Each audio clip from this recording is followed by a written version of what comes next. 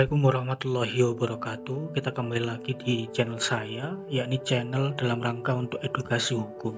Pada kesempatan kali ini kita akan belajar sedikit ya, secara umum mengenai subjek dan juga objek hukum yang bersumber dari buku pengantar ilmu hukum karya Lukman Santoso dan juga Yahyanto. Oke teman-teman, pada kesempatan kali ini setidaknya ada 5 hal yang akan kita pelajari, yakni objek hukum sendiri, subjek hukum itu sendiri, dan juga ada hak dan kewajiban dalam hukum, hubungan hukum, hak dan kewajiban, serta yang terakhir ada peristiwa dan juga akibat hukum.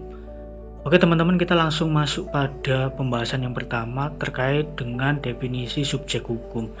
Secara simpel, kita bisa ketahui bahwasanya subjek hukum adalah segala sesuatu yang dapat mempunyai hak dan juga kewajiban menurut hukum itu sendiri. Jadi, kalau kita membahas terkait dengan subjek hukum, setidaknya ada 2 hal yang harus kita ketahui, di mana subjek hukum itu terdiri atas yang pertama manusia ataupun naturrechtpersoon dalam bahasa Belanda, yang kedua adalah badan hukum atau rechtpersoon dalam bahasa Belanda. Dan badan hukum itu sendiri juga terbagi 2, yakni terdiri atas badan hukum publik dan juga badan hukum privat. Badan hukum publik itu apa sih teman-teman? Jadi badan hukum publik itu seperti halnya instansi-instansi dalam struktur ketatanegaraan.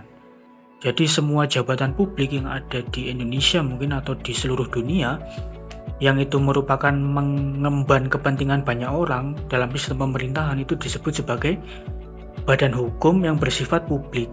Nah, sedangkan yang kedua adalah badan hukum yang bersifat privat atau biasa juga disebut dengan badan hukum perdata.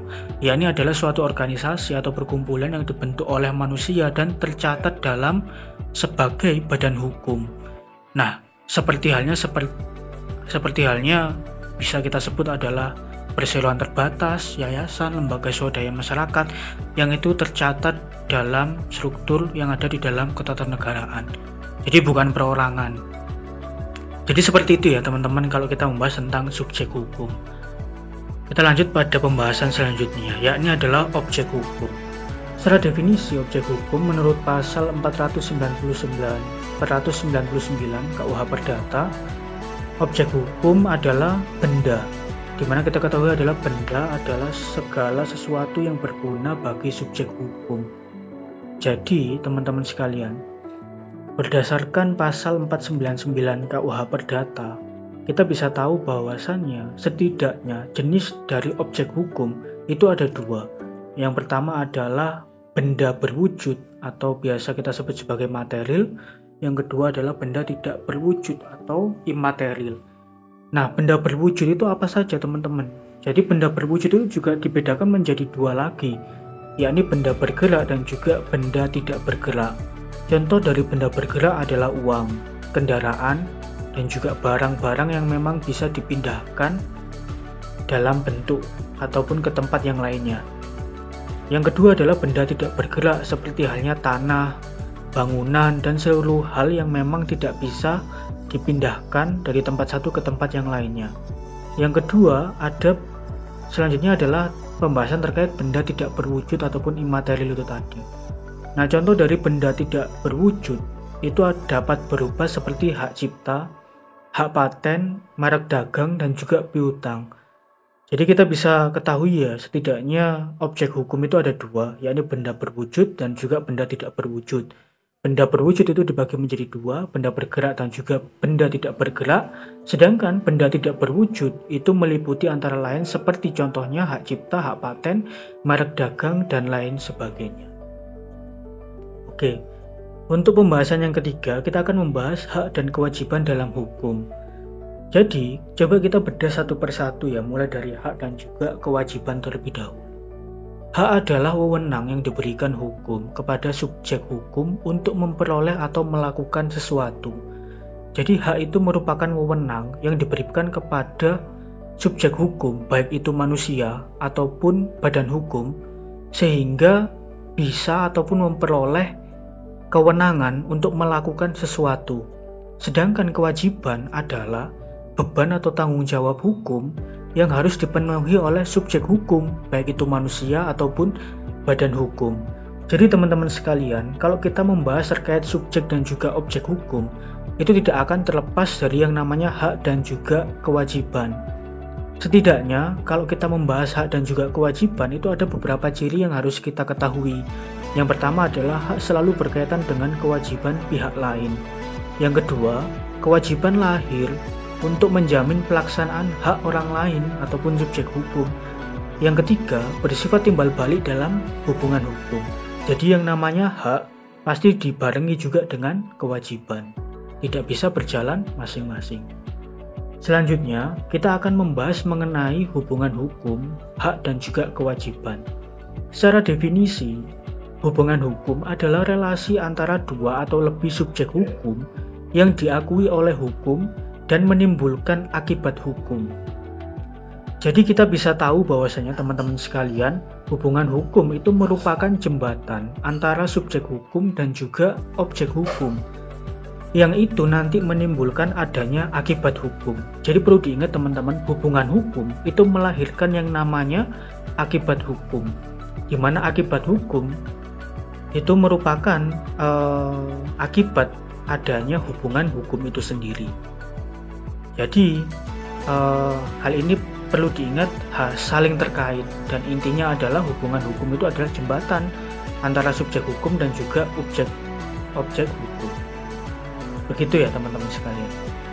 Nah kemudian di pembahasan yang terakhir kita akan membahas terkait peristiwa dan juga akibat hukum. Secara ringkas teman-teman, peristiwa hukum itu adalah kejadian ataupun peristiwa tertentu yang oleh hukum diakui dan diberi akibat hukum. Dan secara tidak langsung kalau kita membahas tentang peristiwa hukum itu setidaknya ada dua hal peristiwa hukum, yakni peristiwa yang bersifat alami. Yang kedua adalah peristiwa yang bersifat buatan. Kita bahas dari yang bersifat alami terlebih dahulu ya. Jadi peristiwa hukum yang bersifat alami ini terjadi tanpa adanya campur tangan manusia. Misalnya contohnya adalah kelahiran. Nah, kelahiran ini tentu merupakan peristiwa hukum yang mengakibatkan adanya akibat hukum. Kelahiran akibat hukumnya adalah adanya hak waris pada orang yang lahir tersebut dari orang tuanya. Kemudian contoh yang kedua adalah kematian.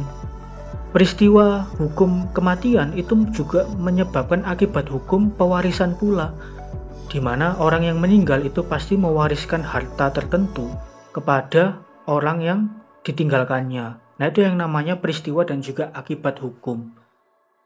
Jadi keduanya saling berkaitan, di mana adanya peristiwa itu pasti menimbulkan akibat hukum. Nah dalam contoh yang saya sebutkan tadi, itu berarti ada akibat hukum secara keperdataan.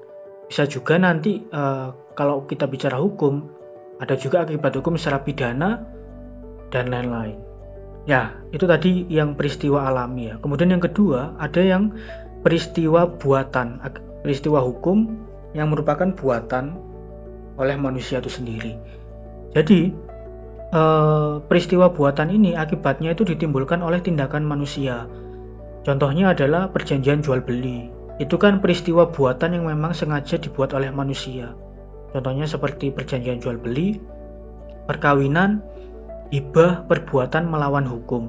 Nah itu semuanya merupakan peristiwa hukum yang mengakibatkan adanya akibat hukum tentunya. Nah tadi kita sudah membahas terkait beberapa peristiwa hukum ya, baik itu peristiwa alamiah dan juga peristiwa buatan. Nah selanjutnya kita coba bahas sedikit terkait akibat hukum. Jadi akibat hukum itu adalah segala akibat yang ditimbulkan dari adanya peristiwa hukum ya. Itu tadi yang sempat saya katakan teman-teman, yang diatur dan juga diakui oleh hukum dan juga undang-undang. Contohnya apa? Jadi adanya akibat hukum itu menimbulkan adanya hak bagi suatu pihak, kemudian menimbulkan kewajiban bagi pihak yang lain, kemudian juga menimbulkan perubahan status hukum, misalnya dari orang yang masih single menjadi bersuami ataupun beristri. Kemudian yang terakhir adalah timbulnya peralihan hak, misalnya dari penjual ke pembeli. Nah, jadi dari beberapa peristiwa hukum itu akan menimbulkan akibat hukum yang setidaknya ada beberapa ciri yang saya sebutkan tadi, dan itu diakui secara sah menurut hukum kalau kita membahas soal akibat hukum.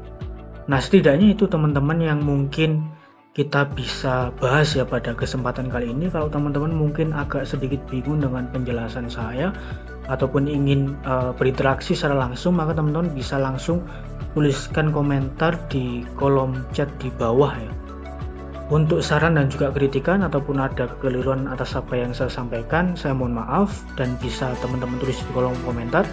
Sekian apa yang bisa saya sampaikan, sampai bertemu di video selanjutnya. Thank you.